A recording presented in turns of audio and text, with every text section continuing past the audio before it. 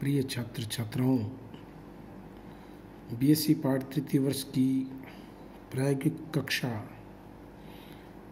में किए जाने वाले विभिन्न प्रयोगों में उपयोग में आने वाले बेसिक इंस्ट्रूमेंट्स या बेसिक कंपोनेंट्स की जानकारी के लिए मैं आपको लगातार समझाने की कोशिश कर रहा हूँ। कोरोना काल के इस कठिन दौर में एक बार पुनः आपसे मैं कहूँगा कि आदरणीय मुख्यमंत्री महोदय राजस्थान सरकार के द्वारा जो बातें कही जाती है उनका ध्यान रखते हुए आप कोरोना गाइड का पालन करते हुए हमारे राज्य और हमारे देश को इस आपत्ति से बचाने में सहयोग करेंगे। आप पढ़े लिखे बच्चे हैं, आप अपने परिवार में, अपने आसपास में जो कम समझते हैं, अशिक्षित हैं, जो मानते हैं कि कोरोना कोई बीमारी नहीं है, उनको न केवल इस बीमारी के बुरे प्रभावों के बारे में बताएं, बल्कि उनको ये भी समझाएं कि इसका सबसे सरल इलाज सोशल डिस्टेंसिंग, प्रॉपर मास्किंग और सैनिटाइजेशन ही है। बड़े बुजुर्गों का हमें ख्याल रखना है। इसी आशा के साथ मैं आज आपको सिखाने जा रहा हूँ पूर्ण तरंग दृष्टिकारी, उसमें क्या क्या इस्तेमाल होते हैं और वो किस तरह से कार्य करते हैं।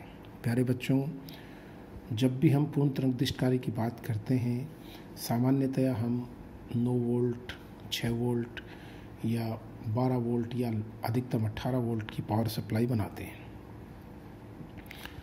अब चूंकि घरों में हमारे पास 220 वोल्ट अल्टरनेटिंग करंट आता है, तो पहली स्टेप होती है ट्रांसफार्मर। ये देखिए, ये ट्रांसफार्मर है। इसमें ये जो 2 लाल तार आपको दिखते हैं, ये इनपुट के वायर है। इनको मैं दोनों को एसी मेंस से जोड़ता हूँ। एसी मेंस से जोड़ता हूँ तो ये जो 2 नीले वायर हैं, ये इनके अक्रॉस आपको एसी ही मिलेगी, क्योंकि ट्रांसफार्मर का काम एसी को एसी में ही रखना है। केवल उच्च वोल्टता को निम्न में बदलना या निम्न वोल्टता को उच्च बदलना, 2 ही काम ट्रांसफार्मर के होते हैं, जिसे हम क्रम से स्टेप अप और स्टेप डाउन ट्रांसफार्मर कहते हैं। तो आउटपुट इन दोनों तारों के अक्रॉस मिलेगा, वो एसी ही होगा। तो मान लो आपने 220 वोल्ट को मान लीजिए 15 वोल्ट आउटपुट में बदल दिया या 11 वोल्ट आउटपुट में बदल दिया। अब ये तो है ऐसा ट्रांसफार्मर जिसमें 2 सिरे इनपुट के हैं और आउटपुट के केवल 2 सिरे हैं। ये सामान्य ट्रांसफार्मर कहलाता है। इसका निशान जो होता है वो इस तरह से हम बनाते हैं। ये प्राथमिक कुंडली है, ये द्वितीय कुंडली है।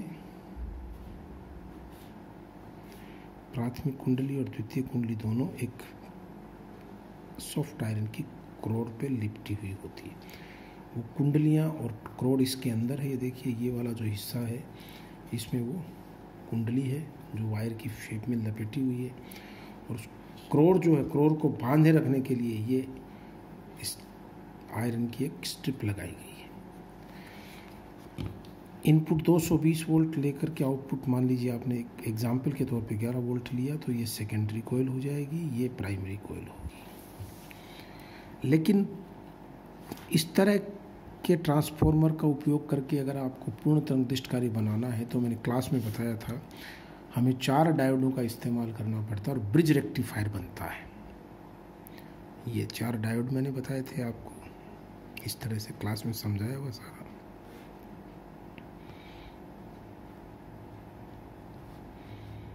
ये इस तरह से बन जाएंगे।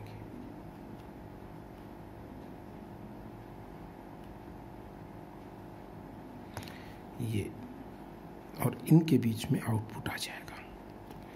ये ब्रिज रेक्टिफायर कहलाता है। इसके अक्रॉस आउटपुट आ जाएगा, डीसी आउटपुट आएगा। लेकिन प्यारे बच्चों, अगर डायोडों की संख्या 2 सीमित कर दी जाए, तो मुझे एक विशेष प्रकार के ट्रांसफार्मर की आवश्यकता पड़ती है, जिसमें इनपुट टर्मिनल तो सामान्य की तरह ही होते हैं, लेकिन आउटपुट में सेंट्रल टेपिंग करके 3 टर्मिनल हम निकालते हैं। ये देखो, 1, 2, 3। अब आपको मैंने बताया था इन दोनों के 2 डायोड ले लीजिए, दोनों के पी सिरों को आप आपस में जोड़ दीजिए और ये दोनों सप्लाई जुड़ जाएंगे, ये आपस में, और आउटपुट अब इनके बीच में रेजिस्टेंस लगा दीजिए। ये फुल वेव रेक्टिफिकेशन होगा 2 डायोडों का इस्तेमाल करके। इसको सेंट्रल टैप्ड टर्मिनल बोलते हैं। ये S1 और S2 होता है सेकेंडरी के। ये कॉमन भी है, इसके रिस्पेक्ट में आउटपुट हम लेते हैं। और मैंने ये भी बताया हुआ कि प्रतिरोध, जो लोड प्रतिरोध है, उसके पहले और फिल्टर के बीच में, डायोडों के बीच में फिल्टर सर्किट हम लगाते हैं। मैं आपको ये देखो, मेरे पास सर्किट डिज़ाइन किया हुआ पड़ा है। मैंने आप जैसे किसी विद्यार्थी को कह करके इसको बनवाया है सिखाने के बाद।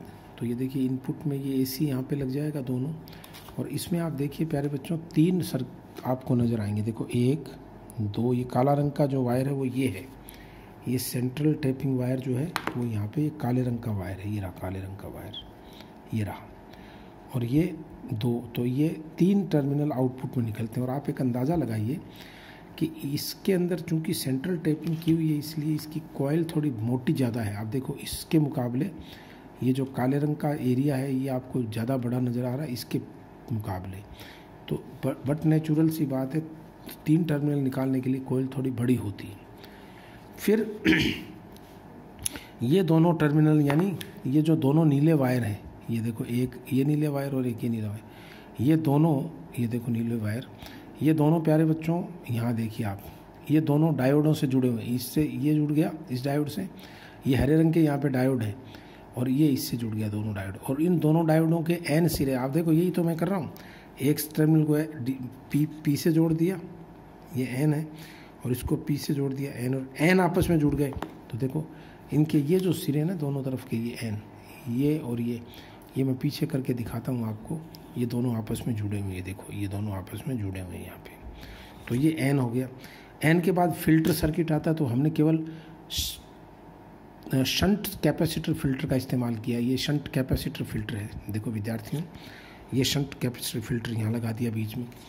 शंट कैपेसिटर फिल्टर के बाद मैं चाहता तो सीधा रेजिस्टेंस और इस LED के थ्रू आउटपुट ले सकता था, लेकिन मैंने आपको क्लास में एक और चीज़ सिखाई थी, वोल्टेज रेगुलेशन। वोल्टेज रेगुलेशन का कॉन्सेप्ट ये होता है कि इनपुट में अगर कुछ चेंजेस भी आते हैं तो आउटपुट कांस्टेंट रहे, यानी इनपुट भले ही चाहे वेरी भी कर जाए, थोड़ा बहुत फ्लक्चुएशन भी आ जाए, तो भी उसका DC आउटपुट कांस्टेंट रहेगा, बदलेगा नहीं। इसको हम कहते हैं स्टेबलाइजेशन ऑफ वोल्टेज। तो बच्चों ये 2 डायोड हो गए, ये एक संधारित्र है, और संधारित्र की भी वैल्यू आप देखिए, मैं आपको दिखाता हूँ, आप ध्यान से देखेंगे सब बच्चे, इसकी वैल्यू लिखी हुई है यहाँ पे, ये देखिए 1000 माइक्रो फैरेड धारिता का ये संधारित्र है। और ये कितने वोल्ट पे काम करता है?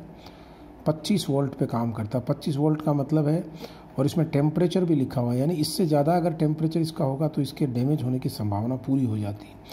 तो 25 वोल्ट DC तक ये 1000 माइक्रो फैरेड का कैपेसिटर है। इसकी शेप पर मत जाइए, ये दिखने में बेलनाकार है लेकिन ये समांतर प्लेट संधारित्री है। ये मैं आपको इंटरेस्टिंग चीज़ बता देता हूँ। फिर ये देखिए, ये जो ट्रांजिस्टर है, ये देखो 3 टांगे हैं ना इसकी, एक आप देख सकते हो, तो देखिए अच्छी तरह, 1 2 3। इसमें बच्चों एक निशान लगा हुआ है, बीच में डॉट है, वो डॉट तो बेस को बताता है बीच में। लेफ्ट साइड में जो कट है, देखो इनमें वो एमीटर हो गया लेफ्ट हैंड साइड का, राइट हैंड साइड का हो गया कलेक्टर। ये ट्रांजिस्टर जो है वो स्टेबलाइजेशन का काम करता है। इसमें आप देखो पीछे एक एल्यूमिनियम की पत्ती भी लगा रखी है, ये हीट सिंक कहलाता है। ट्रांजिस्टर लगातार गर्म होता है तो उसके उत्पन्न ऊष्मा को लगातार बाहर भेज दें, नहीं तो वो अधिक गर्म होकर के ख़राब हो जाएगा।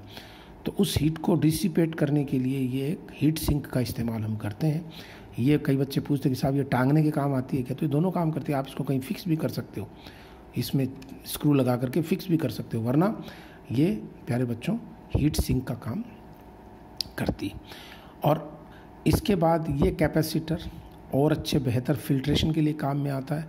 ये देखो एक रेजिस्टेंस, लोड रेजिस्टेंस, और ये मैंने LED लगा रखा है। मैं इसमें जैसे ही इसको AC इनपुट में लगाऊंगा ये LED जलने लग जाएगा। इस प्रकार हम पूरी फुल वेव रेक्टिफिकेशन प्राप्त करते हैं।